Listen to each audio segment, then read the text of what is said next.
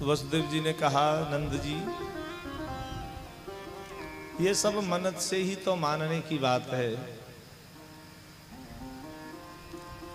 ये सब मन की ही तो कल्पना है, मन से ही तो मानना है। तो मन से ऐसा मान लो कि तुम्हारे घर जो लाला है वो भी हमारा है। नंद जी ने कहा वो तो सब आपका ही है।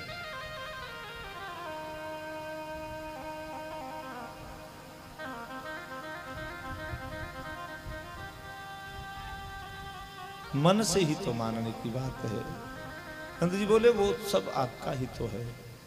लेकिन वसुदेव जी ने कहा, नंद जी यहां से जल्दी जाइए, मुझे ऐसा आभास हो रहा है कि कुछ घटना घटने वाली है। ठीक है, इधर कंस ने आपातकालीन सभा बुलाई थी, सभी राक्षसों को बुलाया।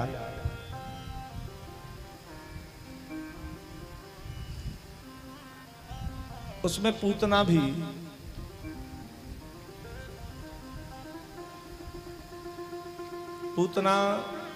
कृष्ण को मारने के लिए चली, क्योंकि कंस ने कहा देखो योग माया ने कहा है कि तेरे मारने वाला हो गया, अब वो बड़ा होकर के मुझे मारे, मैं नहीं चाहता।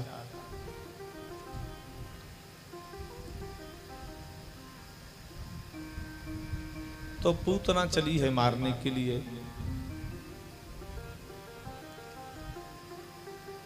पूतना ने संकल्प लिया है कि 84 को उसके ब्रजमंडल में 1 महीने में यहाँ के उत्सव में सम्मिलित हुई। और लेकिन ब्रजवासी बहुत भोले हैं। देखो उस समय घूंघट नहीं, हमारे यहाँ घूंघट नहीं होता था,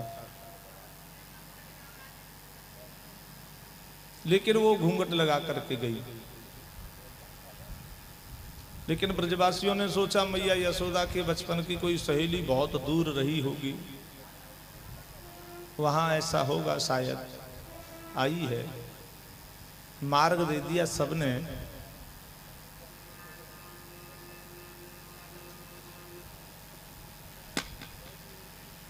प्रवेश कर गई, मैया यशोदा से मिली। मैया यशोदा कन्हैया के पास देखते ही मैया यशोदा ने भी आश्चर्य से पूछा, बहन तुम कौन हो? बोली मैं तो यहाँ होकर के जा रही थी, मैंने उत्सव देखा तो मैंने कहा मैं भी सम्मिलित हो जाऊं, लाला का दर्शन करूं। दर्शन करने के लिए आई हूं। मैया यशोदा ने कहा बिल्कुल बहन दर्शन करो, दर्शन करो और आशीर्वाद दो हमारे लाला को। ऐसा आशीर्वाद दो कि यह चिरजीवी हो जाए। बोले यही तो लेने आई हूं मैं।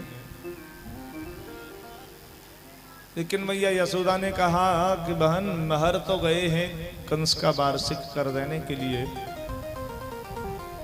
और मुझे अतिथि सत्कार भी करना है, अतिथि बहुत आए हैं, मैं जा रही हूं, आप दर्शन करो, आशीर्वाद दो लाला को। पूतना ने कहा मैं इसीलिए आई हूं, आप बिल्कुल निश्चिंत चली जाइए, चली जाओ निश्चिंत। वहां जाकर के पास में पूतना ने अपने घूंघट को खोला और बालकृष्ण को गोद में ले लिया। बालकृष्ण ने नेत्र बंद कर लिए, लेकिन पूतना को यह मतलब नहीं है कि नेत्र बंद किए हैं कि खोलें, उसे अपने काम से मतलब है। जल्दी से उसने अपना काम किया, पयोधर दे दिया, विष लगा हुआ मुख में,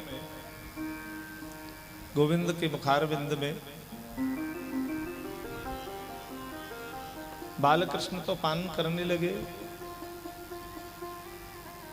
लेकिन अब तक जितने बालकों को उसने मारा था, थोड़ा सा पीते के मर जाते, लेकिन यहां विचित्र बात, पान करते ही गए, देर हो गई तो सोचने लगी पूतना कि ये बच्चा मरता क्यों नहीं है। अब तक मैंने जितने बच्चों को मारा है थोड़ा सा पान करते मर जाते, लेकिन ये क्यों नहीं मरता। भगवान ने अपने मन में सोचा कि अब तो मौसी जी को दिखाना पड़ेगा। पयोधर के ही मार्ग से उसके प्राणों का आकर्षण करना प्रारंभ कर दिया, खींचना प्रारंभ कर दिया। जब प्राण निकलते हैं तो बहुत कष्ट होता है।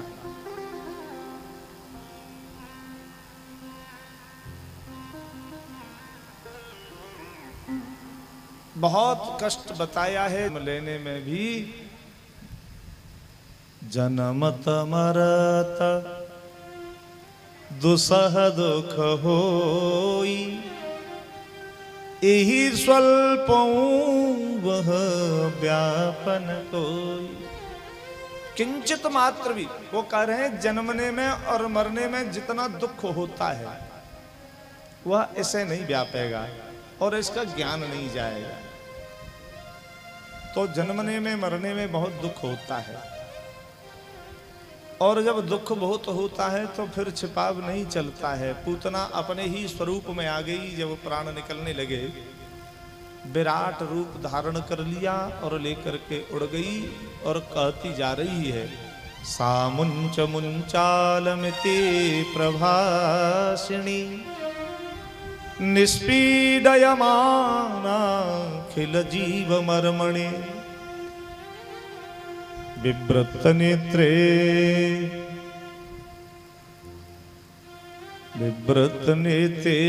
चरणौ भुजौ मोह प्रस्वित्र गात्रा क्षुपतिरुरोदः।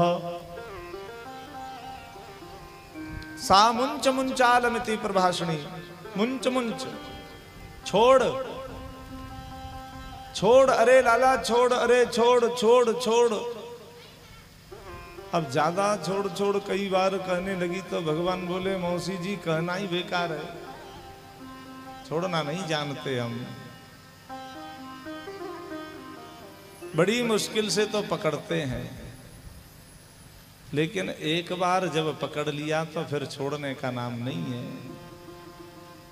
भगवान की यह बान है। भगवान ने जिसे एक बार अपना लिया फिर उसके दोषों का भी विचार नहीं करते हैं।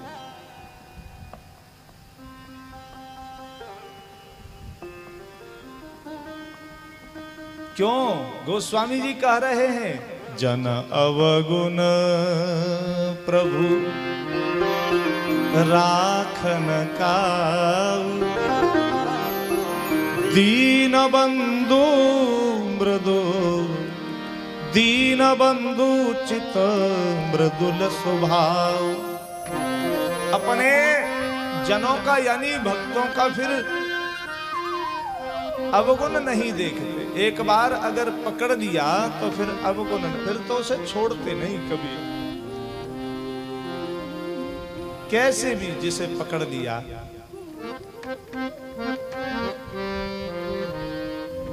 तो पूतना से बोले, मौसी जी छोड़ना नहीं जानते।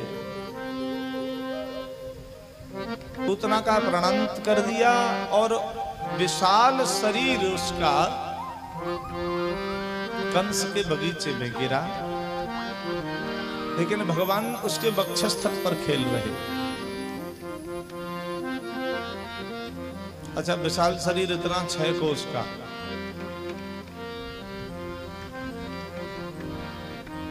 भागवत में 6 कोस का वर्णन है।